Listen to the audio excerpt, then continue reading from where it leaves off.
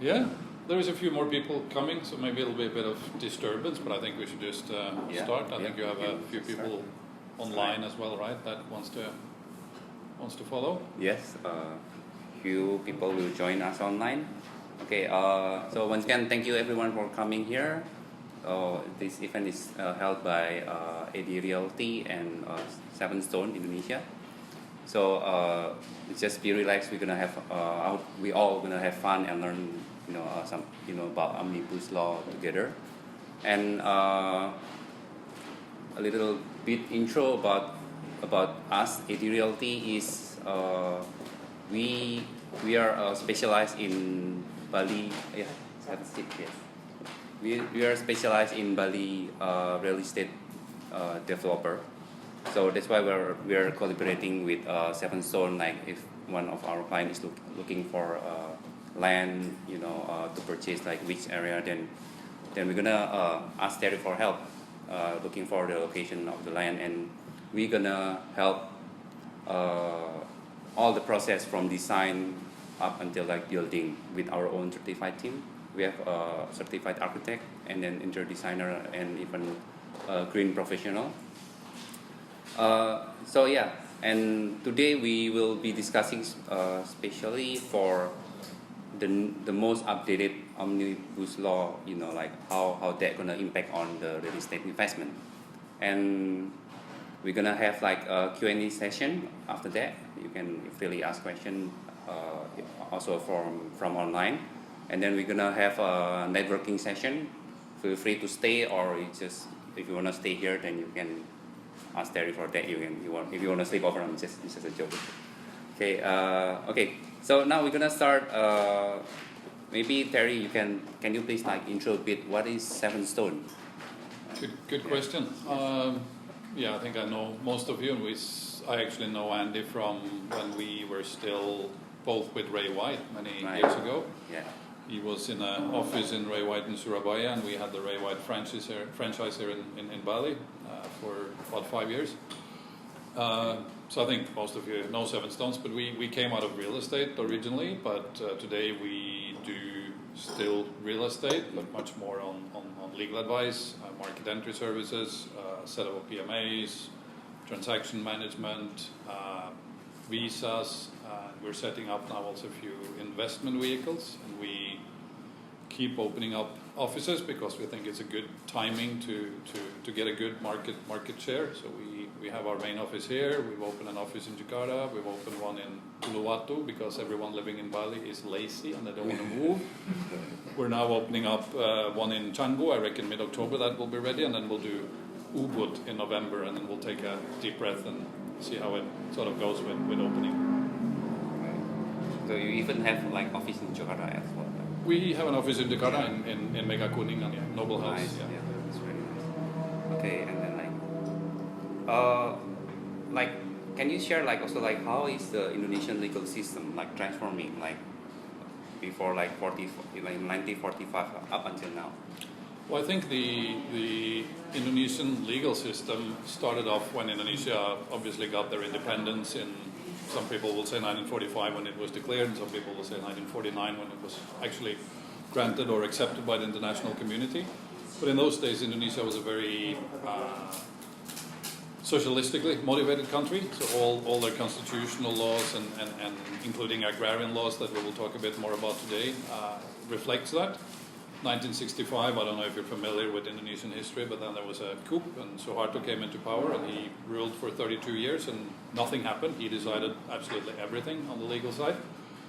And then you got into what's known as the reformasi, or when he stepped down, it was like kind of like a bottle of Coke. When you shake it and you open it, it went all over the place in terms of regencies, provinces, different ministry and so on, just issuing at will regulations that fitted the agenda of the government, and sometimes also the agenda of respective areas, and sometimes also often privately motivated. Then you had SPY, who kind of consolidated this a little bit, but didn't do as much as was expected. But then you can see when Jokowi became president the first time in 2014, you could see things were starting to change. He talked about a mindset change. gearing up for a big chain. Over the entire first 5 years, you could see big moves, tax amnesties, all kinds of things happening, which then now in the second period, which we're into, we see the launch of Omnibus Law, we see the Negative Investment Act changing to the Positive Investment Act, we see all kinds of trade agreements known as SEPA agreement. Australia has one, EFTA or the tiny little nations in Europe who refuse to join the European Union like Norway, and several other countries doing trade agreements, and I think European Union now is also back talking to Indonesia after they had a bit of a hiccup on palm oil. You see also cross-border law enforcement agreements being ratified and implemented, so it's a massive change going on. So you think right now we have like Indonesian, we have like better improved legal system? I think it's becoming clearer, and you can see the law enforcement and what we talk about today. We see the Omnibus Law, who becomes like an umbrella, overriding all other regulations out there. So we can see that law enforcement in general, regulations in general are enforced in a very much better way than in the past. Yeah. All right. So what is actually Omnibus Law? Can you share? That's 1,200 pages of reading for those interested. Yeah. But it's a concept that I think a few countries has done in the past too, like Ireland, India, and a few others have done that partially to their legal system and with good success. But I think Indonesia was emerging. The investment climate was kind of improving constantly. I think they moved up on the, I don't know if you follow, like World Bank has this ranking of ease of doing business, and I think Indonesia climbed up to 73rd place or 72nd, and then 1 year, 2019, it moved back again to 73rd, and that upset Jokowi. So he said, we have to fix this, and we have to fix it now. And that's when they started talking about this Omnibus Law, who, according to legal, when you look at the speed of Indonesian National Assembly passing new regulations and laws and so on, if they've done this in the normal way, it would have taken them 15 years. Now they're doing it in about a year. So it's a massive umbrella where they basically say omnibus rules and overrules any conflicting laws that is out there, from regency to province to central government, in between ministries and so on. And I think through that process there was something like almost 7,000 conflicting regulations that has been identified, and either one gives in or the omnibus overrules this. So it's a massive lift. It has some technical issues. It's a big system that they're trying to put together, and we see that now with OSS, and we'll talk about that in a little while. And it also has resistance from bureaucrats, both on central government, different ministries, but in particular from provinces and regencies, because they have to give up a lot of their powers, if that makes sense. They can no longer decide at will, or, as he says in the past, issue their own regulation. They must follow the guidelines and the structures of the Omnibus Law. I guess the labor or the Omnibus Law in itself is actually a product that Indonesia came up with, not just to ease up on doing business, but also to enhance labor. They realized that their economy, it's a big monster of an economy. It was predicted to become the 4th largest economy in 2050. Now the predictions after COVID thinks that will happen in 2030. So it's actually set up to create working places, labor. They have millions of people entering into the labor market every year. So they're trying to ease up of doing investments so that factories and big companies come in. But also, more importantly, the whole law is set to enhance entrepreneurship, because the government realizes that forward people need to be entrepreneurs. So it impacts a lot on foreign investments, but much more on actually the domestic and DDI, or direct domestic investments, and the ease of smaller individuals, medium to small sized companies, and also big companies, and how they can go to the market, set up companies a lot easier than in the past, and also get access to a lot of different state funds that they can tap into to actually get capital to do entrepreneurship and developments.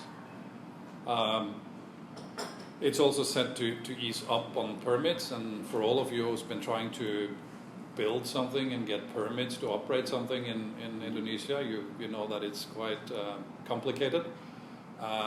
We see now the new OSS system. Actually, the first part of that came in 2018, and now it's being totally revamped, and it doesn't fully function yet, but it is getting better every day. And we can see that the line in that is going to be amazing, so that you can go in on this system, you can set up a company, explain the business streams, what you're going to do, what permits you need, and so on, and it'll pull everything out in eventually only 5 days. Regional institutions as like province and regency have 5 days to object, and if they have an objection, it must be based on the Omnibus Law, and if not, your permits are issued. Then it has 3 different levels of what they refer to as low risk, medium risk, and high risk, and how you then have to sometimes go back to specific institutions related to your business for certain permits and updates in the system as you go along. I guess the last thing about that too is that BKPM, I don't know if you're familiar with that, but that is Indonesia's investment agency, so they oversee all investments. That used to be just government institutions. Today it's a ministry, so they can actually issue their own regulations, and that's the only door that you actually need to deal with when you set up companies and deal with permits. And one very encouraging thing that I see with BKPM is that they also operate with something they call Satgas. Satgas is probably something you heard with COVID. Satgas comes and makes sure you wear your mask and don't gather too many people in one room. But they have an action team that actually comes into the provinces to make sure that the provinces follow regulations. I know that last week I was in Jakarta, I had a meeting with one of the directors, and the day after he went to Bali for a hotel out in Jimbaran, who for whatever reason couldn't get their permits. So he shows up, he calls in police, and he calls in the court system, and also the government officials that is holding that back, and say, you have to work this out. You got 5 days to issue the permits. So they're starting to take actions to enforce this, which is really encouraging. Right, that's very nice. I mean, there's a lot of good changes in the, Omnibus Law and legal system in Indonesia, right? Yeah. And I'm sure it's going to be have a good impact on the business in Indonesia. But what's the impact specifically for real estate? The change for Omnibus Law. I think again we talked a little bit about permits, and I think there's a few guests in the room and maybe online too that have experienced applying for what's commonly known as an IMB or a build permit, and in Bandung or any regency that could take forever.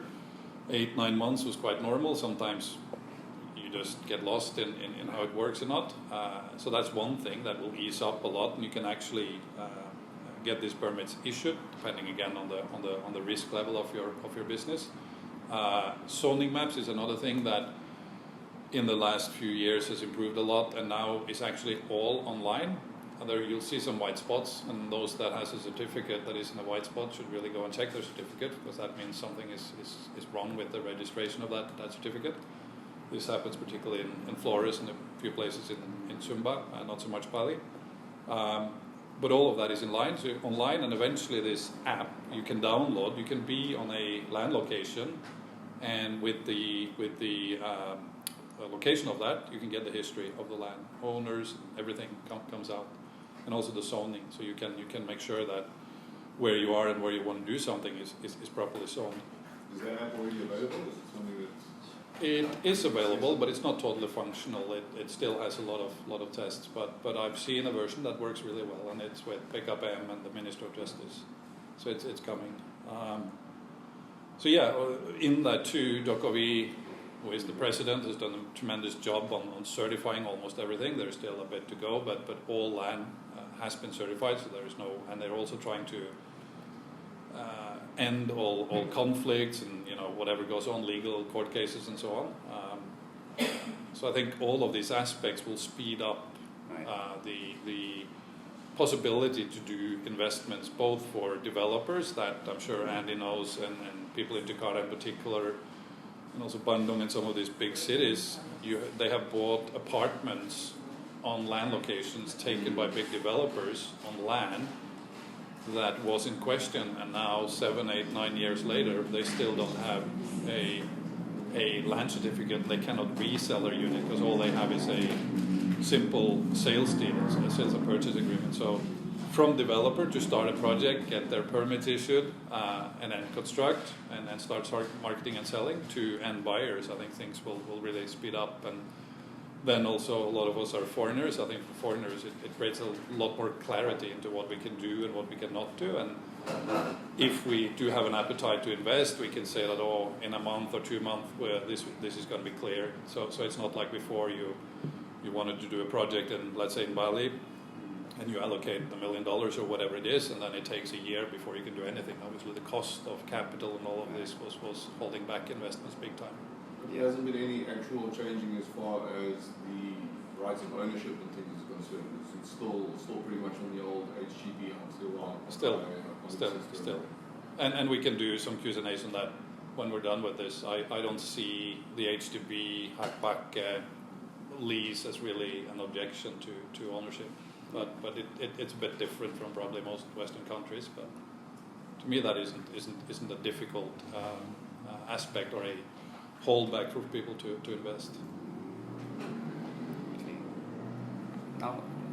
Now is the most part that we love the most is about tax, right? We love tax. So what is like the changes from Omnibus Law and I mean from the tax perspective? Yeah, I think to start with that, the personal income tax in Indonesia is not as bad as Norway, but almost.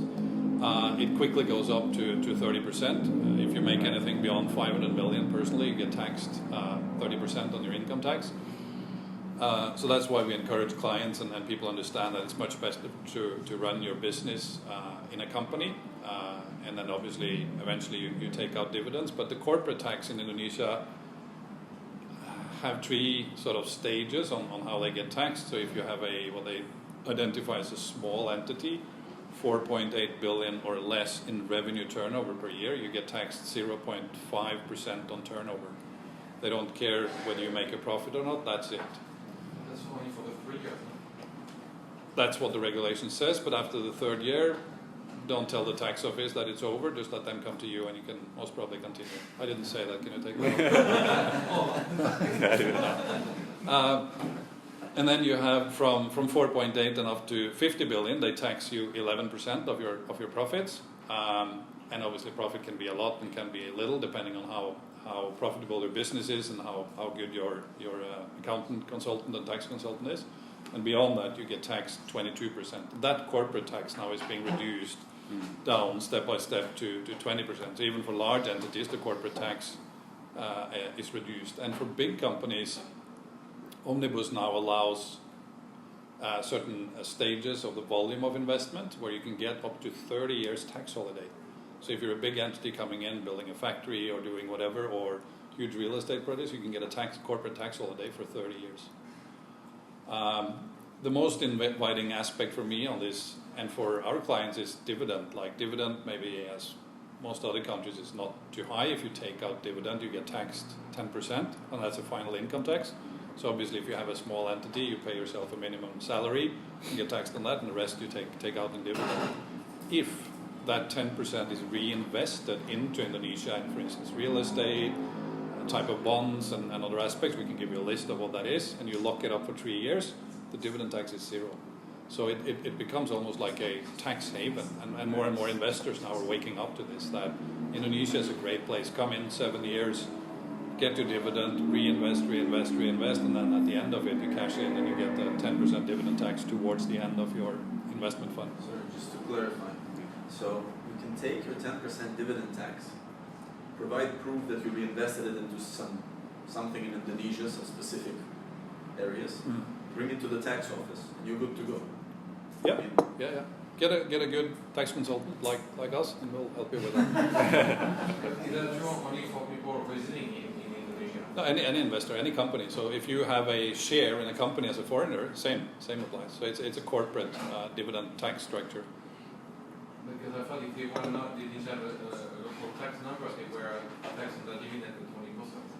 And they would beneficiate. So taking out money has a different structure to it.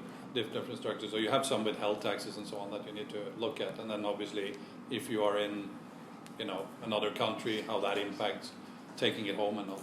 Most countries in Europe will have a very similar structure to that. US is obviously different from everyone else, and Australia is heading a bit that way too. But most countries have similar sort of tax treaties on that. So yeah, when you take it out, there will be other tax implications, some withheld taxes too. Right. So I mean, like there's already a lot of, the system is getting better, improved right now. If we wanna do real estate investment, let's say we wanna buy or we wanna build a land, property, and then or we just wanna do development in Bali, can you suggest how do we start it? Can we go with just individual, or we have to go through PMA? I think I'll start with when I moved to Bali in 2004 from Jakarta. I had an absolute culture shock on how things were done in Bali in terms of just business, legal stuff, nominees, and so on. That kind of still exists to some sense, but the tax amnesty that was done a few years ago flushed a lot of that out, because both nominee and also beneficial owner got on the radar screen and couldn't explain that. But it's important to understand that nominee under Indonesian law, regardless of whether this is on land or in company, is illegal. You have no legs to stand on. So that's number one. We obviously don't recommend that. Then the second wave that we see now is lease, where individuals has gone to a notary or some advisor, and they say, yeah, as a tourist, of course you can lease a land, and then Agung or someone runs the business for you and pay the taxes, and then he gives the money to you and it's all okay. That is also illegal, and you risk a 20% tax on that if the tax office find out, and they do find out, that it's operated as a nominee. The other aspect of a lease too is that if you read the agrarian law on what qualifies to hold a long-term lease and not, it's exactly the same as it is for an HDB and a hak pakai title, which means you have to be residential and have a kitas or a company setup. So that to me eliminates that. And you can see the next wave of legal challenges now comes on lease, extensions, banks. Go ahead. Just to clarify, so is that legal ground to basically cancel your lease? If I don't have a kitas, for example, I have a leasehold for 25 years and it goes to, not court, but to somebody, can that be used to cancel the leasehold? I don't think the court would cancel that, but what typically happens is this: you do a lease, and then because the seller of that lease doesn't want to pay taxes, they report half of the value. You mean PPT, like the land tax? Yeah, so the lease tax, on the lease there is a final income tax on the one that owns the land. So and they want to reduce that, so they play around with it. And then you are here as a tourist or a business visa or whatever it is. At some stage you have an issue with your landlord or someone like that, and you go to court and you say, hey court, I've cheated on taxes and I'm not really legally set up here, but I'm really upset with my landlord. It's just common sense. It doesn't work. So that leads us to what we tell all our clients is that always do a PTPMA, because then you control fully your assets in a legal structured way, regardless of this being a lease, HCB, or what it is. And then we can talk a little bit about it later. You'll have some challenges on permits and so on, but to me those are low risk issues compared to having the other way around with an asset in the hands of someone else, either it's a company or it's a land or what it is, just to be able to qualify easier on permits. But with the current regulation reforms, with the minimum requirement as far as your investment capital of 10 billion is concerned for registering a PTPMA, it's made it exceptionally difficult for some clients to be able to invest that amount of money into something that's not going to be able to generate that kind of revenue for them. So it's all good investing a minimum of 10 billion if you're going into large-scale property acquisitions or starting a development company or opening up a kind of business that's going to generate that kind of revenue stream. But if you're a guy that's just looking to make an investment in one villa, as many of my clients are, and they want to just, set something up that's going to be a long-term holiday rental that they can stay in for 6 months of the year and generate a revenue when they're not here. It's going to take them a long time to sort of justify that 10 billion investment. So I think first of all, when you look at the 10 billion platform or qualification to set up a PMA, it's always been there. It's been there for as long as I can remember. There's no changes on that. The only change that came this year was that it said 2.5 billion paid up capital and 10 billion in commitment over a year. So to me, there hasn't been any changes on that. You can then go two ways with that. You can look at a bigger investor who will qualify with that and over time qualify with that, or you set up a vehicle for yourself that people can hold 5, 10, 15, 20% shares in that company that then reflects their own property or what it is they have, a lease or an HDB or what it is. And then you give them the right to, at some stage, if they want, they can cipher that off to a PTPMA. There's also a lot of confusion around and what the rule and regulation and laws actually say about the paid up capital. And if you read this black and white, it says, 3 months you should have that in a bank account, and from then on you invest. But the system until today still allows you to do what they call a statement letter, which is kind of like a promissory note that we know in foreign world and other places, where you technically owe your own company, and you can put this on the spreadsheets of your company that you have an outstanding account receivable or whatever you want to call it. And I've yet to see any signs of enforcement of that. Maybe it will, maybe not. Now they say that it's all going to be AI, and some of the advice is that you've got to be smart on how you talk to AI when you do these setups or not. So there's a lot of question marks, but I doubt that will be enforced any further. And then you've got to just be careful that your tax reports, you still report obviously exactly what it is, what you have invested in and what you earn and not. Because the tax office at this stage don't really worry about whether you have complied with the paid up capital or not. They just want to see what you've invested in and what they can tax you on in terms of income and so on. So I don't know if my information is correct or not, but some time ago I was told by one of the consultants that actually, according to the law, this investment requirement cannot be used to purchase land or immovable property. What are the limitations on this investment? How can you spend it basically? How should you spend it if you want to be completely legal? So you have something which is a very confusing structure in Indonesia. They operate with something called KBLIs or business streams. And if you ask BKPM why they've structured it the way, they say, it's because the statistic agency set all of this up to identify what businesses people invest in. So it's true that the only business stream that until now allowed for counting land and buildings into the investment was real estate investment. Now they've said, particularly for foreigners, they've taken that a step further, saying that each project must be 10 billion or 10 billion outside of land and building, and then you can divide it up in smaller projects. This has created a bit of a uproar, in particular from Kadin, or the business organization for Balinese entities, because they say tourism is gone, we're dead, and now you're trying to kill the real estate. So I foresee some changes on that. But again, we don't see any enforcement on that. Whether you buy into something, you comply with the LKPM reports, you might get an email through the system saying, can you explain why you haven't complied with this? And in legal good terms you do that. Most of the time, 99.99% of the time, that seemed to be okay. So in essence, if you're renting a property or buying a property that you intend to use as an office space or a commercial space, you can't really justify that against your 10 billion investment. But if you're purchasing or developing real estate for resale or for real estate purposes and using it as a sort of means of generating income, you're buying and holding and developing and selling, then essentially that is your business, and the money that you are putting into that development is counted as the investment, calculated towards your investment. Correct. And only if it writes KBI. Yes. Again, I've seen companies do that as set up for different KBLIs, and they invest in land. I haven't seen yet that they have any issues either. The KBLIs is more towards a statistical aspect to see which business is closed in Indonesia and not.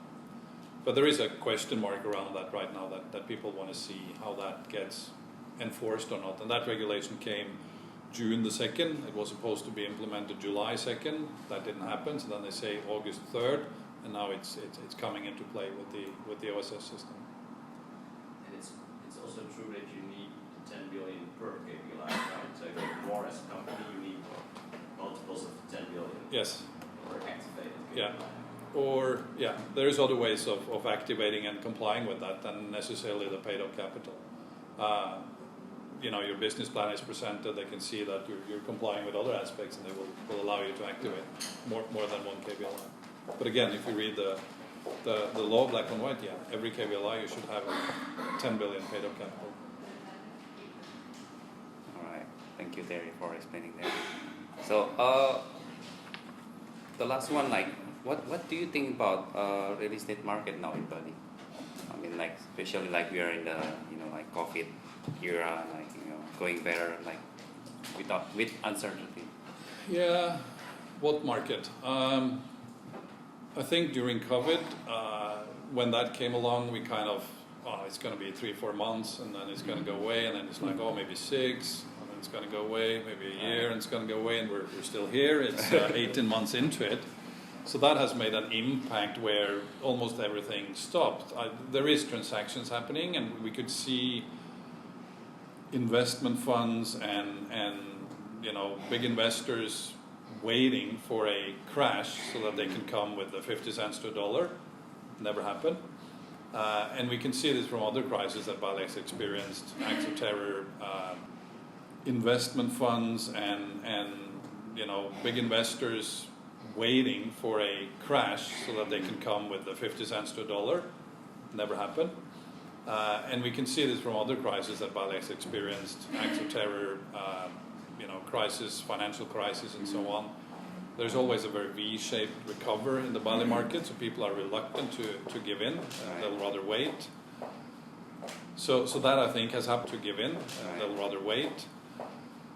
So that I think has happened. There's been a few good deals, in particular in the lease market, because these are people that are foreigners.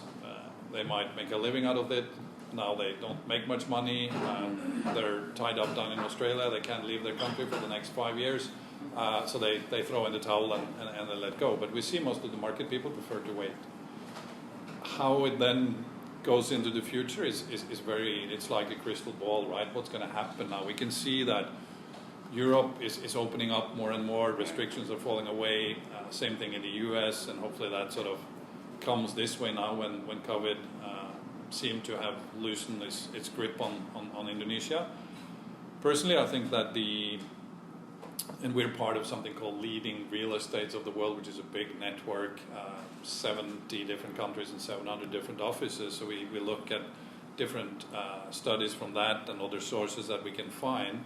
So a lot of places they talk about almost like a migration happening. A lot of people are moving. A lot of people are tired of what they're doing in where they are, UK, France, Hong Kong, US, whatever it is, and they want to change. Digital nomads, work from home. A lot of people work from home. People that are just fed up and want to move on. We can see that in all these studies, Bali is always top 3 on that list.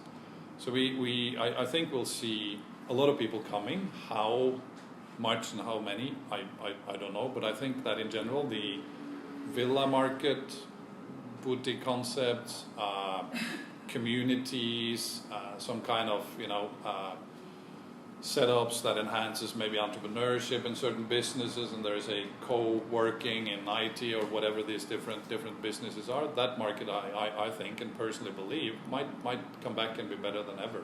I think people will come here to stay much longer. The tourism is a huge question mark. Some people believe that it'll bounce back and be like what they call revenge travel. Some people think that it's changed forever. Personally, I don't think it's changed forever. I think people want to travel, and I think they are ready to travel. They've been restricted from traveling for almost 2 years. Right. So I think tourism will come back. I hope it'll change, and I hope that and I think that the Indonesian government is taking the opportunity to prepare for that in a different way. They could have done a lot more on infrastructure and so on, but then again, with budgets and challenges with COVID, that hasn't happened. But maybe and hopefully we can see a bit more of what we would call quality tourism or financially high-end tourism, but I don't know. But I think in terms of for what most of us do, in terms of villas and stuff like that, it'll come back. Well, tourism, though, I think is going to be very much dependent on what the government is able to do as far as enforcing or altering regulations with requirements to your quarantine procedures. Because I mean, logically, it doesn't make sense for even if they start issuing the TOAs, the tourism, or the VOA, the visa on arrivals at the airports. You know, it doesn't make sense for a tourist who wants to come here for 2 weeks to spend 8 days in quarantine. So on the quarantines, and you can see the same again, like in Europe now, they already talk about within the next couple of months you can travel freely, subject to being fully vaccinated, and the different systems from each countries on this are starting to talk to each other. You can see Denmark, Norway, Sweden, there is no COVID passport, they've been scrapped, that doesn't exist. And in Indonesia, they talk about now, the tourism minister I think arrived today to prepare for Bali to open. So you've seen all this, is the airport open, is it not, and hoax and whatever. What actually happened there was that the justice minister said all the ports of entry in Indonesia can open, but they have to comply with certain protocols. And that's what Bali now is going through, to comply with that protocol. And eventually they will open. And once they have that protocol, then they can talk to the Qatar, to the SQ, to whatever who wants to then fly in. The quarantine has been set to 8 days for now, and the reason for that is because they worry about this latest strain called, is it MU or M1 or Manchester United, whatever it is that they've come up with, to see that doesn't get a grip like the D strain did, and we had a bit of a up and quickly coming down again. But they do say that the quarantine then eventually, quite soon, will go down to 3 days, and eventually it'll be subject to fully vaccinated and a negative PCR or whatever test they choose. You go straight out. So I think over the next few months we'll see that tipping curve will come more and more. I mean, that's affecting a lot of my sort of business at the moment, because a lot of the clients that I deal with are looking to come in from overseas, but you know, it's businessmen who want to come in and look at property and sit down for a brief meeting and then fly back to Dubai or Germany or wherever they come from, and like at the moment it's just not justifiable for them to fly to Indonesia from Germany to meet me for a 2-day, you know, walk around session and show and tell, and then sit in quarantine for 8 days. So it's just. I think the Indonesian government is very aware of that, and they know the losses that they have, not just in tourism and the industry here. A lot of people, it's all over. It's mining, it's whatever it is. But what you got to remember too, when you look at tourism, and people talk about Bali as being a kind of diamond in the industry for Indonesia. Do you know the impact that Bali has on the macroeconomy of Indonesia? What percentage? 5%. Sorry? 5%. 1.3. So it's nothing. They couldn't care. So to have a risk of that being, you know, COVID and all kinds of issues compared to the overall economical picture. Obviously, it matters a lot for the Balinese, and they're pushing to obviously get it done now. I just wanted to the point on visa on arrival too. That's a fairly new thing. Like in the past, you always had to go to the embassy, apply for a visa, and you could travel into Indonesia. I think that visa on arrival will not return in the form that we saw in the past. I think it'll be an online application where you apply for 30 or 60 days, and you get that pre-approved before you go. So I don't think you can just show up at the airport from whatever nationality and come in. Much like any other European country. Yes. Indonesia is, and I think they're right, it's taking a lot more space internationally. I don't know if you follow the news, but they told my country, Norway, to piss off with the donations that we've done in the so-called tree fund. So they're flexing up, and they want this to work both ways. You're good with us, we'll be good to you. You're difficult with us, we'll be difficult with you. That's just international politics and ego issues that goes on. And Indonesia now is showing a much, to me, better position and how they do that in a good way, actually. All right, thank you. Okay. Back to your question and about the condition of real estate market. You've been in Bali for quite a long time. What are the consequences for the business during this situation if hotel or villa go bankrupt, having no money to pay employees, and they were working for 4 or 5 years, and then they need to lay out all of their stuff, and by the regulations, so the consequences are quite significant. But what what is in practical side? What's Yeah, I think the regulations of how you lay off staff is the same as it was in the past. Obviously, it's been a difficult thing to talk about, and what a lot of hotels did was that they followed what the government did. The government said if you lose your job, we'll give you 600,000 per month for 4 months, and then it got extended, and it kind of went on. And some of the hotels says, well, it's the country who closed the borders, it isn't me, so complain to the government. It's a difficult aspect. But by regulation, you have those liabilities still. but on a practical side, will they reinforce it or? Not yet. We'll see when they open up, and obviously then all these big hotel owners and others will come back to the government and say, well, where is your bailout, where is your support, this was you closing, it's not our fault. So that's going to be interesting to watch. But they aren't enforcing yet. All right, thank you. We're gonna go to a Q&A session, so feel free if you want to ask anything. We're gonna take both offline and online questions.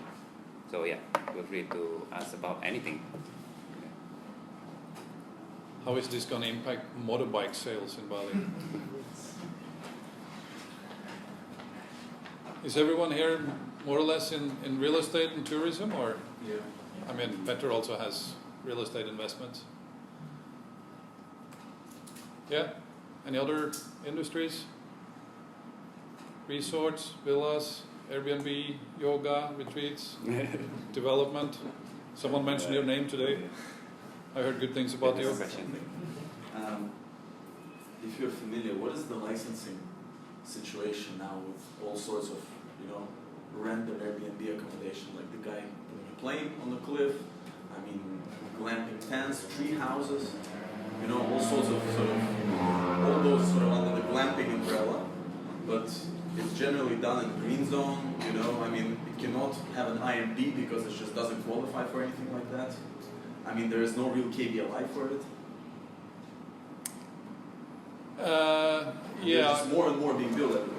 I know, and I think that the question around, first of all, green belts and what that is and not is very difficult. In particular, if you're a local, if you're an expat and you own green belt, it's a bit of a different story and you're more vulnerable. But what they will say then is that okay, Made, who owns the land next to me, is tourism zone. He can build a hotel. My land, Amketut, is a green belt and I can't build, so I have to be a rice farmer for the rest of my life. They're like, nah, I'll just build a villa. And it doesn't get enforced where it gets knocked over. They don't get any permits. They don't get any IMBs, but they also don't get disturbed. It's a difficult conversation to have. It's going to be interesting to see now with everything coming online and how that impacts it.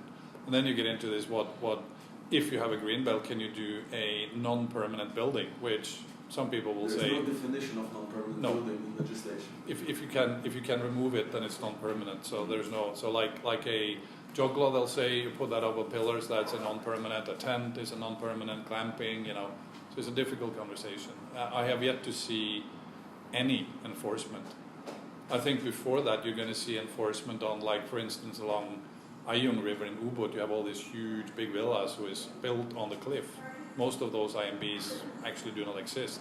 They're IMBs for some other property. They're paying taxes on some other property, and they're just waking up to reality on how that was worked out in the past.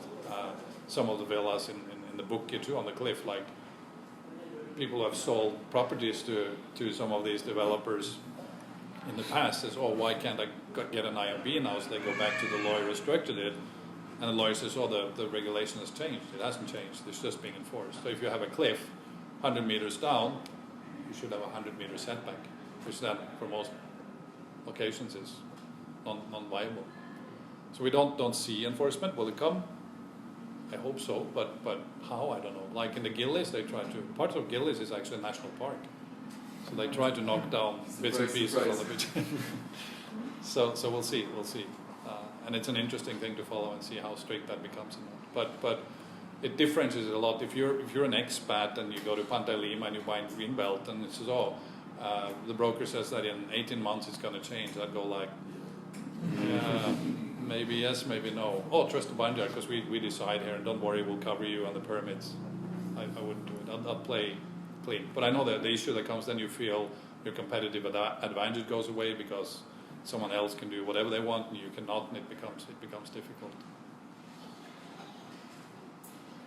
Just you were talking about the sort of the ITR for Bandung. So for instance, I'm looking at the zoning regulations for Bandung Regency. There's ITR Bandung, and you can go on, you can see all the different zoning is. Is there something similar in place for the balance of Indonesia? I mean, for the balance of Bali in itself? Yes. Or is it only... Yes, and all of that. You'll see, like Gianyar, which Pierre will know a lot about now, for the first time says, oh, you need an ITR. In the past, you could just go and talk to some government official and they'll figure out the IB. Now you cannot. Tabanan, same thing. It's not put online yet, and it'll take some time, but they're all being enforced to do that. They have to provide zoning maps that the central government can then tie up to the OSS system and issue permits on. So that for Nyanyi, for example, like Nyanyi falls just outside of the Bandung Regency, outside of the border of the river dividing it between Jamandi and Nyanyi. Yeah. And I'm like, it's very, like, for me to now find out what the actual zoning is for the property that I'm For Tabanan, Nyanyi is you got to go into the office to actually go and find out. And you have to take 12 government officials for lunch to come out and do an inspection and tell you what the zoning is. But that'll change, and it'll change very soon. You can see like Flores too. I don't know if you're familiar with Flores, but some expats were really smart, or they thought they were. They went in 10 years ago, 12 years ago, and bought hundreds of hectares of land. Now Changi is going to take over the management of the airport. Temasek is coming in with money to support that. There's some big projects, Skattek, which is a Norwegian company, is building a huge solar panel farm. So it's become very viable. And then some big investors obviously see, oh, I'm too late into this. So now you have these conflicts in between two different agrarian offices. One issued a lot of certificates, the other one says, oh, you weren't allowed to do that. So a lot of people today own properties in Flores that they cannot convert the titles, they cannot sell it. The agrarian office will just say, no, we can't, because this case is going on. There's areas that they thought was viable for tourism, and they find out it's actually a national park, and so on and so on and so on. So there's a massive conflict. But in Flores too, you can go in and look at each, and if your certificate is on the digital map, you're safe and sound, and you can check the zoning and figure out what you're allowed to do. And if you're not, you better go and check. And Lombok? Lombok's under heavy development at the moment with the new MotoGP circuit coming that way in 2022. And a lot of big developers have been putting a lot of money into buying up large portions of land in Lombok, and it's also come under scrutiny because of locals saying that they enforce all the land, yada. I think that issue is mainly so there is big plots of land that has been bought up from back in the days of Suharto and onwards, and recent years you also had expats coming in, buying big chunks of land and divide it up and sell it out to the market and develop resorts and villas and so on. Mandalika had a big issue with that, and probably back in the days it was enforced not in the best way from the locals. And then Dubai or these big development groups out of Dubai was going to come in and do the whole project, and at the last hour they cancelled it and fell apart a bit, and there was a lot of issues, but most of that has been cleared. And again, the Jokowi government has paid out those that weren't paid out, or there was different conflicts, including some of them being expats. So for Mandalika, I think most of it is cleared. There is still some issues, and there's other parts of Lombok too where you have border issues and so on, but it's quickly finding its way as well, with much more clear identification of who is who and what is what. Good question about Lombok. In Lombok, many developers, what they offer, they buy the land under the company name and they sell you shares in the companies somehow attached, your property attached somehow to shares. And so what is the structure? Is it like legal at all, and what would happen with your investments? It is, because I structured those deals. Okay, cool. No. Like So it's a little bit what we talked about, that PMA, how does it qualify? There's nothing wrong with 20 people owning a big plot of land together, divided out in 20 equal pieces, different pieces, and your right to that land is reflected in shares, and how you then commercialize it and work it out individually. There's nothing wrong with that. What we do recommend to these developers is that give people the opportunity that at some stage, if they want, they can cipher it off into their own PTPMA, or if it's an Indonesian that buys from that expat, they can convert it back into a freehold title. So that is just a buy and sell tax. Can one shareholder block the whole company operations? No, because in Indonesia too, you can operate with different shareholders. A shareholders who then have voting rights and so on, and you can have B and C that is just investor. They have no voting rights or anything. They just follow what the company have, and they can, in most cases, unless it's a very naughty developer, cipher that off at any time in their own structure. But it's fully possible to structure that very, very diligent or properly.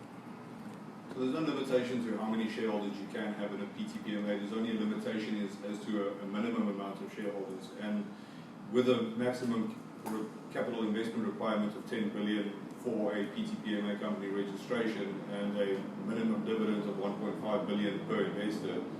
So you kind of, if you want to have 10 investors and they each putting in 1.5 billion, you can have as many investors as you want, each with a minimum dividend of 1.5 billion to be part of the PTPMA, you actually don't have to have a minimum of 1.5 billion. You can have maybe 10 million worth of shares, 1% as a foreigner too. But what you're talking about is probably more towards the qualification of an investor kitas, which if you're a director or commissioner, it's 1 billion, and if you're just an investor, it's 1.25 billion to be able to get that benefit. If less shares than that, there's no restrictions on that, but you won't get an investor kit. So you can own less shares, but that wouldn't entitle you to any immigration benefits? Correct. Yeah, correct. Would this structure work for an apartment building? Yeah, can. Apartments is also like strata title, so some complexes will have a fractional right to the freehold title or the HB title in that. But definitely, you can have an apartment, let's say you have 20 units and you sell that out, everyone owns 5% and have a 5% right of earnings or whatever if you're leasing it out to guests and so on, yeah. I'm happy to sit with you and structure that out if you have any projects in mind. What's going on with Hakpakai? Not much. There is talks about a new title ownership, which will probably be, I think, a Hakpakai title. I don't think it'll be much changes from what it is now, where they say that you can have a second home in Indonesia. So you buy a villa or a house or an apartment, and you can own that directly in your name. Probably it'll be like Hakpakai now. It's 3, 4, or 5 billion, depending on what area, which is the minimum investment.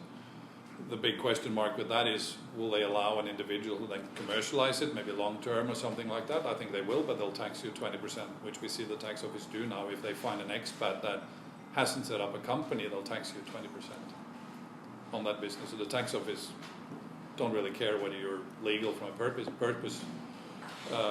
permit perspective, but they want their money. The tax so 20% from a total investment. So from what you're earning, so you get taxed 20%. Yes? I'm sorry if this question was already asked, but if it was asked, I will see it also on the video. No worries. I wanted to ask about IMB going to become EBG. Can you tell me what's the difference Between IMB and? IMB and EBG, which is now, because now when you are building something, you have to make this. So this yes. So an IMB in the past you apply upfront to what it is that you're going to do, and you get a permit, and then you can go out and build. If your business now is a low risk, you can actually start building, and then they'll come and inspect at some stage and say, oh, this building is within qualifications and low risk. It doesn't work that way yet, but it'll come. So if it's a low risk, a unit, villa, whatever, you can probably just make sure that you're in compliance and they'll come. But be careful, because for me, that is a question mark too. The regulations of that and interpretation of that particular way of building, overbuild, design, interior, and so on, I think could be another issue of, yeah, this is okay, but take me for lunch. We'll talk about it. Buy me lobsters. Sorry? Buy me lobsters, yeah. No, it's like, these issues, like I'm from Norway, small little city down by the sea, same issues. You know, you're well connected, everything is perfect. If you're not, you can have issues in a different way, but it's how the world works. So you want to say that now you can just buy land and start building? In the risk management that you talk about in the OSS system, you can go in and apply for a permit, and the zoning of that will be attached to it. So the system, in theory, and when it starts working, right away will say, yeah, that's good, you can go and do what you're supposed to do. And then they'll come and have like UK and other countries, I don't know, maybe Sweden, Norway, same thing. You got a build permit, and then you get a usage permit at the end of it that says, yeah, you have built what you said you were going to build, and it's okay, and off you go. What about Balinese ornaments and all? Still there. They want to have a cultural attachment to it, so you need to put that little, whatever it is in the corners and so on, so it looks a bit Balinese. Or the big photos all over. I have a similar question regarding kitas, because what terms how many kitas you could issue to your workers? For example, I'm running a property business and I want to employ some foreigners, and they ask me always like how many kitas could you issue, and how can I answer that question? Is that based on paid capital or based on a business domain that you're running? Or? So for a PMA you have investor kitas, and then you can also hire people, and for a PT-PMDN or a domestic company to get one work permit, they'll say that you have to have a paid up capital of at least 1 billion. So then 2 billion, 3 billion, 2 or 3 workers and so on. And this ratio of 110 is no longer valid. The Labor Department forgets every now and then, but it's not there, it's gone. But the claim is still there. Jakarta I doesn't know. I know. It was cancelled in July I can- 2019, yeah. and it's still Hanging there reinforced. somewhere. Yeah, well, I don't think it's enforced, but it comes up. So you have to, when they issue this, the Labor Department will call you or the agent to interview you. So how you word yourself and talk to them is what matters, whether they say, yeah, So that's it's more okay. than paid out capital, the capital of the company. It is regulations on that, so you have to have 1 billion or more to hire one expat and so on and so on. What is the current function of PPM document, the persetujuan prinsip membangun? It's a principal agreement that what you have showed so far is okay. It's not a build permit, and that will probably fade away with the new structure. But it's an agent principle. Mm-hmm. So it's a principal agreement that the zoning is okay, what you have submitted so far is okay. So there shouldn't be any restrictions. You still have to go. Essentially, it's kind of the first document before you get IMP. Yeah. Okay. Mandatory document.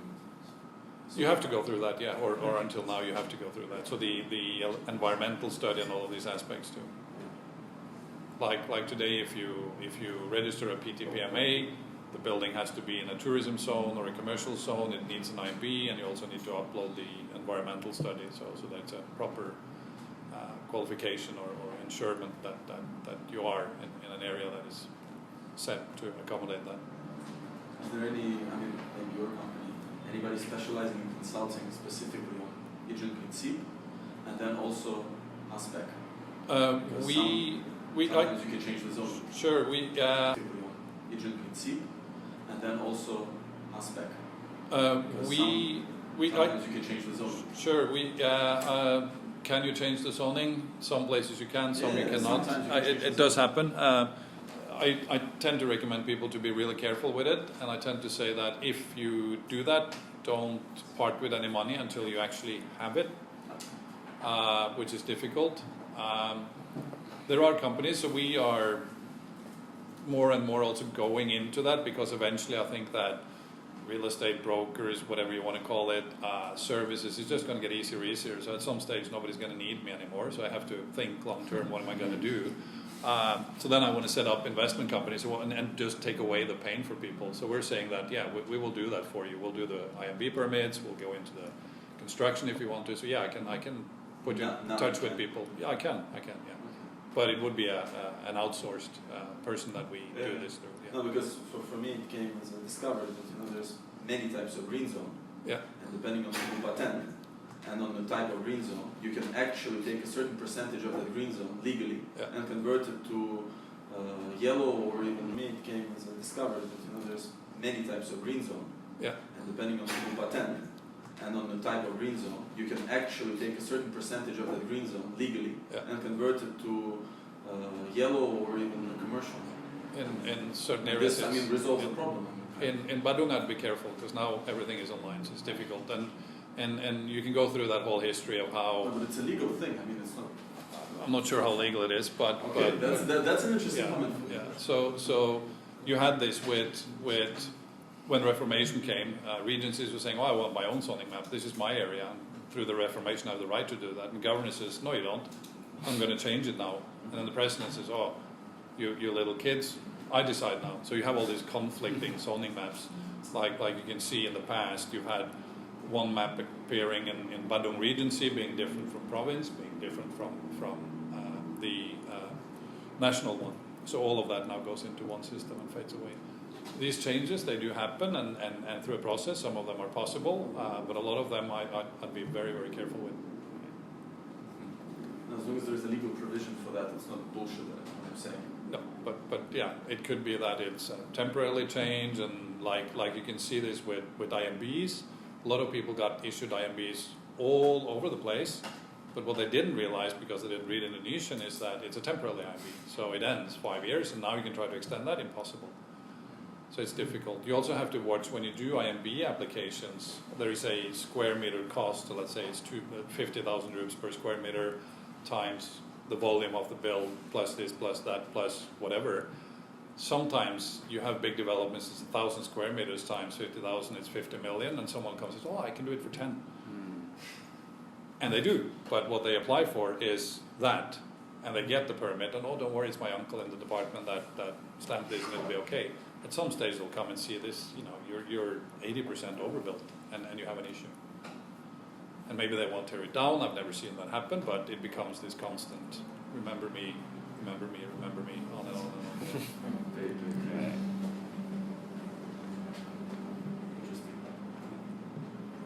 There any more questions? If not, we can drink tea and coffee, and we can Yes. mingle around and talk to each other. I like this is probably the first event that we've done since the EPIC-IM and whatever came along, and we'll do a lot more. I like the idea of real estate agencies and others do that, things that we can do together. We don't think of anyone as competition, we think about it as partners, and I think that the more we do that, everybody wins. So forward, we want to do that. We can do it with other events. I know there's people out there who has investments in other businesses that they can present. People can come in, and just do network. And we see that already. People meet, they start talking, and they do some business together. So it's good.